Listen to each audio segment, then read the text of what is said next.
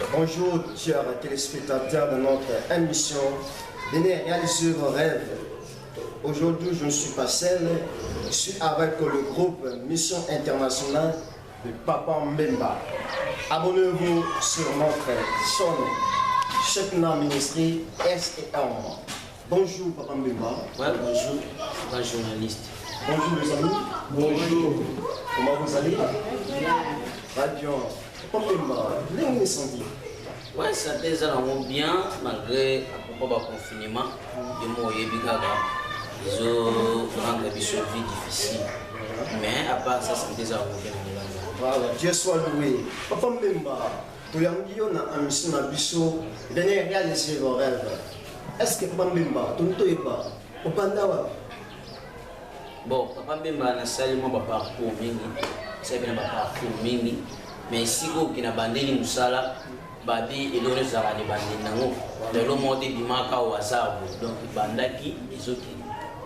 Na bandi musala na groupe cinématographique les temps de Dieu, les papa livre d'or, on a bien papa na l'accent musala, l'accent de moi mon bébé. Donc on a un groupe cinématographique les temps de Dieu. On a des départs. Le temps de Dieu. Je veux savoir, Papa Mbemba, nous sommes à Touyebaka, tu comptes à faire la carte à profondeur dans mon signal, tu piques la carte. Papa Mbemba, tu ne t'es pas, n'a pas de coups à l'ambition. Est-ce que tu as un groupe ou tu as un malanda, tu as un poste au groupe, on a quoi signer? Tika fier. Tika fier. Aïe. Ah, papa me magani la bango. Papa me magani la bango. Na bakay le kabodish na bango. Il y a une grande différence entre les professionnels et les amateurs. Donc, bisonné toi professionnel, bon baba amateur. Mais oui. Donc, dès nazaki na le temps de Dieu, nazaki na ngasi kumbo, inde wa ngala donc, nazaki l'autre côté. Mais tellement nazaki aimé papa chef nangai, namona chef Black Mateta, namona chef nangai Tétanos, Barça. Bah, cadre qui n'a bien, nazaki aimé par la banque. Dès bah comme on vient na suka, nazaki mona suka, l'idée a copié ça sur le titre mogo, il a dit bien groupe mais dès qu'il n'a ça musala, dès qu'il n'a ça na ya on dit que moi vive c'était moi avec moi d'ailleurs et ça na yi mchukua le groupe bah comme on vient na mchukua Aïe! Tika fier! Ah, Papa Mbemba, gagne la bango! Donc, nous avons 4 leaders, les leaders azadi c'est ngazawa. Non, quand j'appelle la bandée, nous avons dit que nous manqué de donner le temps. Donc, à part ça, nous avons Oui, c'est notre jeune artiste. Maintenant, notre artiste, je vais savoir, pour connaître, dans le groupe Nayo, est-ce qu'on parle autour déjà plus bas, soit Kage ou comment, vous avez un niveau de Angaye. Abiswe. Angaye. Abiswe. Abiswe. Angaye. Bilinga. Bilinga.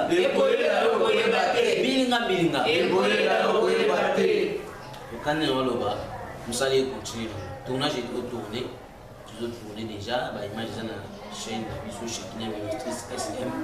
Selon mon Shekina Ministries, selon mon Yemoro, les PDG. Donc les DG plutôt. Le grand DG. Le grand DG, les pasteurs Shekina Moulele. Voilà. Il faut que ça aille sous ma banga na moto l'homme donc bah image des ali. Donc de fait. Bah image des ali ceux qui paient ingénieur à balancer sur la image.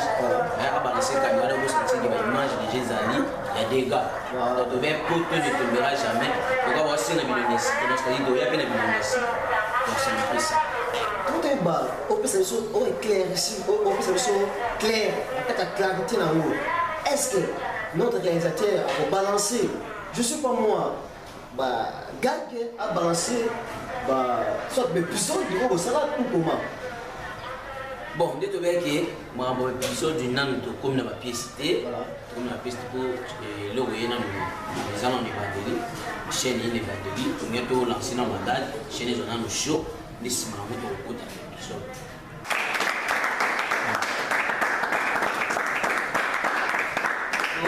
Mango,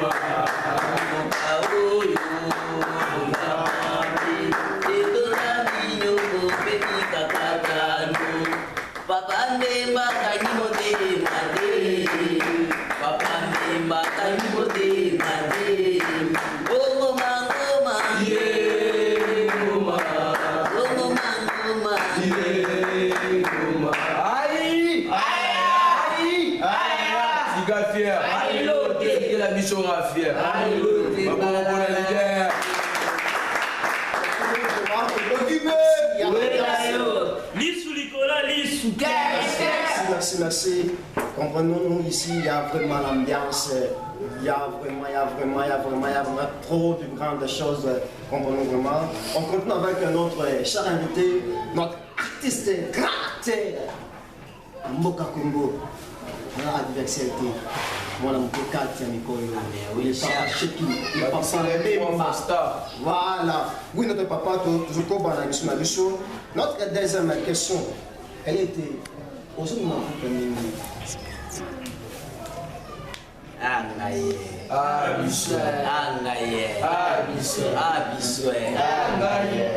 quand nous avons groupe et qui est bien, nous avons bien, nous avons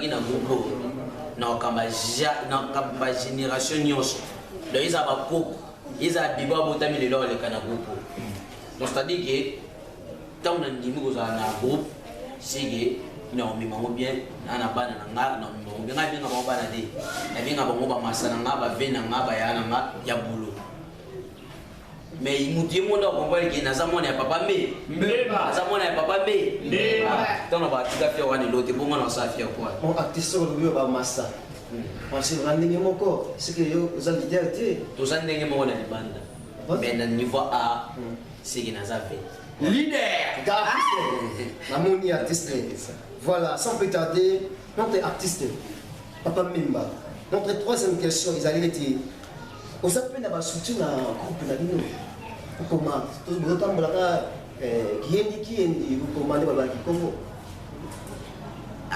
mais c'est juste, mais donc on posait la question là, donc c'est-à-dire dans les gens en France, les boss de Gilles Kimbelo en France, on a soutien et ça, dans spirituel. Donc, dans le niveau spiritualité, il y a soutien. Mais dans la finance, il y a soutien. Là, il y a une vérité. Dans la spiritualité, on a déjà eu les référents pasteur Jacques Alalé là, à Zawana pour les bons délits, on a les sous pasteur Gauthier, papa na David. Donc, à Zawana pour les bons délits, on a les référents pasteur Shekina Mundele, les DG, à Zawana pour les bons délits, nous avons soutien. Papa Mbemba, Nani Naïba. Même Bible, il oublie de dire l'évangile c'est gratuit. Mais pour évangéliser plutôt, ça demande de l'argent. Mais notre papa Mbemba, artiste, les grands artistes du mouvement, Nengenini, aux autres groupe, Sambongo, aux autres tournées Sambongo. Je ne sais pas ce qu'ils ont mené. Aux autres Kambayou, comment on peut se Nenge à rêve, comment. Les années dans le bas, on dit si vous savez ça, vous avez un macanisi n'ambongo. Vous avez un macanisi n'ambongo au père. Oui. Vous avez un macanisi n'ambongo. Mais là, ça c'est le meilleur pour que Marambo gagne. Nous avons si Marambo boyana. Eh bien, merci papa. Mais la difficulté ni ça date na beaucoup. La difficulté zali ndi kaka eza ibala na question to poser na ba difficulté zali to na ba soutien te nous na ba producteur te ba sponsor bazadi mais talent ezali donc ceux qui au lieu au tête de façon ba ya ba aussi ni mo sentir qualité talent ezali mais nous na ba soutien te nous na ma mouvement ebele na groupe na biso mission internationale de papa mais eza groupe chrétien eza groupe ya bana nzambe. Donc, aussi, on a un soutien dans le il y a des thèmes, il y a des mawa. On va soutenir les talents, les jeunes talents, il y a des gens beaucoup. Donc, on n'a pas battu, nous avons des difficultés de nos cas. Merci notre artiste, Pamemba Nani Naïba. Libé dans Mboka, la Bisso Congo. Il y a un artiste ébélé. Il y a un malamu. surtout dans la ville de Kinshasa.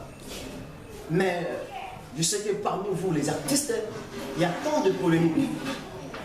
Est-ce que Papa Mbemba, avec beaucoup de sincérité, n'a pas de combat dans l'émission en direct, et que sa mission, artiste n'a marqué à niveau de comédie. Artiste a marqué à niveau comédie. Nous avons vraiment yé. Puis la personne a su pour ça la théâtre. Solo na commune la personne a allé les apprendre à mutuala. Elle n'avait trop, n'a c'est année ma casse pour les cabarets de Nyonso. C'est Papa Soudiat. En Soudiat. Donc c'est non yo Papa Soudiat a marqué à Kayo selon l'artiste Nyonso. Si les lots. Dans une comédie mon rabetara. Comédie moi c'est sa comédie ni toi sa comédie. Donc soit j'ai joué responsable ou ça peut-être responsabilité. Mais elle a pas besoin de jouer tonalité à jouer responsabilité. Donc il y a après ça on a pour ça ma case. Donc les seuls artistes oh tu vas jouer dans la vie dans les agari. Puis me connais kuta naie. Est-ce que Papa Monsieur Mbemba on peut citer les missions de grands artistes au Congo? Bilinga bilinga. Ekoyela bate. Bilinga. Ekoyela bate. Longo imona ya longo imona. Il y a l'ambiance ici. Longo imona ya longo imona. Asakwenda kumuna pasi. Massivement dans notre chaîne. Asakwenda kumuna pasi.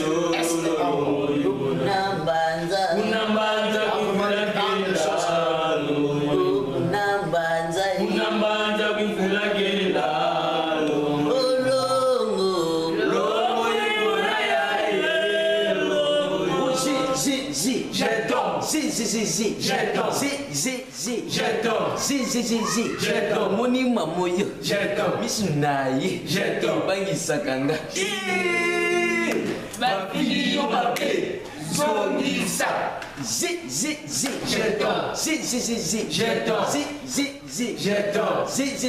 j'attends moni papa wana bonginaye kimisakanga bafili yo mabe zongisa. Donc ça que nous sommes lobby dans Nzembo wana c'est qui a moi. Les 10 grands artistes comédiens il y a Congo Kinshasa. Oui. Ngamo za les premiers. C'est ma grave, mais il y a une humanité. Comment on se vanter pendant que nous avons une humanité? Na lobaka na batu, kotala nga na misa lelo te mais tala nga na misa lobby. Lobby. Na tala ndé na ningisa Congo. Tala ndé na ningisa monde entier. Donc ça bon.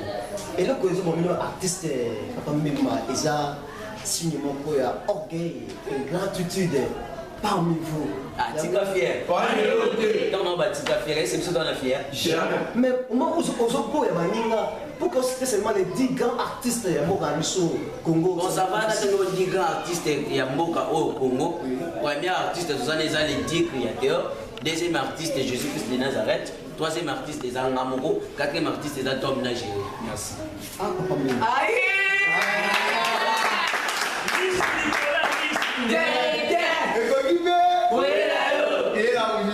Vous avez notre émotion, il y a vraiment l'ambiance ici.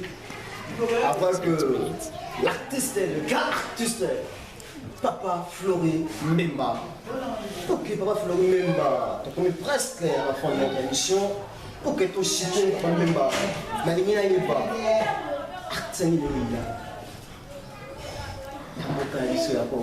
Artiste na ina ba mibale.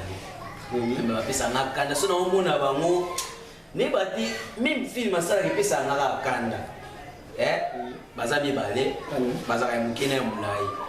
Mais puis c'est le moteur. Baza ka mukusina mulai. Moga na muke moga la munene. Bala na pe bamba. On est à la poster. Il t'appelle Makemba. Et continue. Ah, milinga.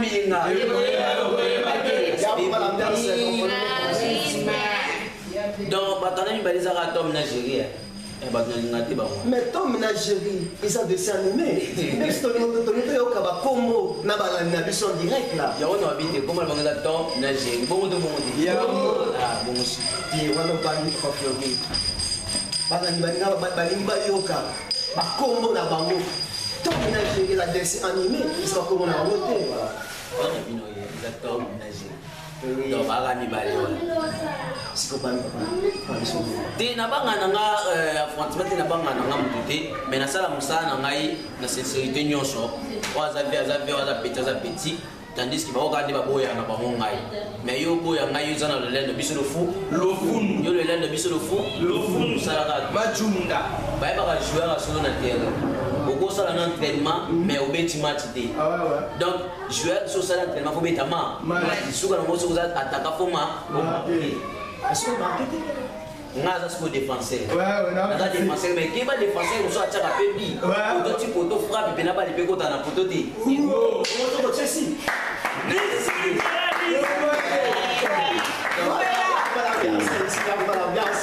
merci papa de Misso Floré pour que tu chites dans la émission Nabiso on est équipé au côté Moni Bandiko dans le côté de on a dit Bangoti Bandiko dans la émission en direct on dit bah Combo là mon le chef groupe et ensuite les to balka groupe bizarre na mongode groupe bizarre biso nyusu ya ba tsuba ko pena ati tonto na groupe c'est que groupe bizarre nga ya biso donc oza na sima nga koto au micro ye aza chef du groupe aza pe notre chef de la pétition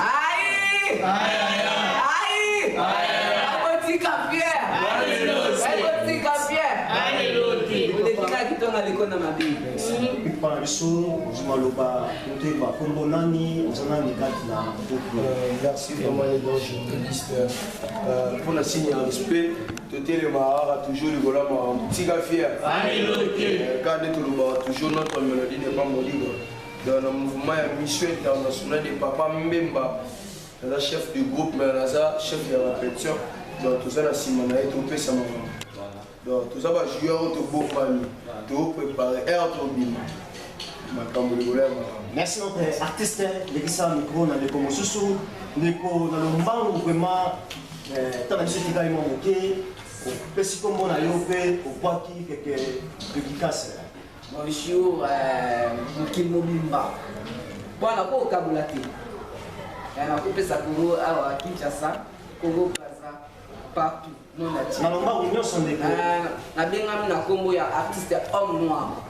Au besoin na kuna doit frapper micro na kizingi. Ah, tukugana ba moto aux mission internationale de Papa Mbemba. Minga loba ezati. Ba so ali kiso na kito na mabe.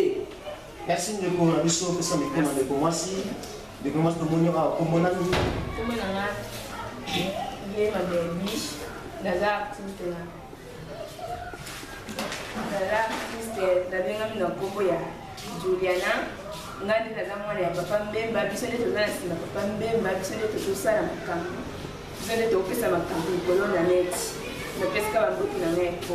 Merci, les gens de Congo pas ça me prend de commencer, côté. Côté non papa. Comme on a bien avoir des gangas c'est floral là on dit. Donc moi si moi malade on va pas signer Toujours en top. C'est bien fort, c'est bien fort. Donc beaucoup de la maison n'a pas bien signé moi sur la salle à Kemptaza. Donc moi sur la tout opposé. Allez il trop fort donc groupe en bien. Il faut que ça manque. Merci de pour Mali. Aïe, c'est votre artiste là. Nous sommes autrement dit, Skyler, je me suis monté dans la cinéma, Papa Flori.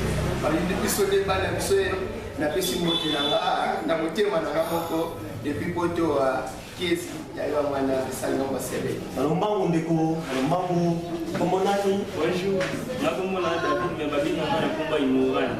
Minga Oliviati. Chaque fois que je suis dans le bac, je suis dans le merci. Bonjour, je suis Chris Nasa. Je suis membre de la Coupe. Je suis dans le camp. Je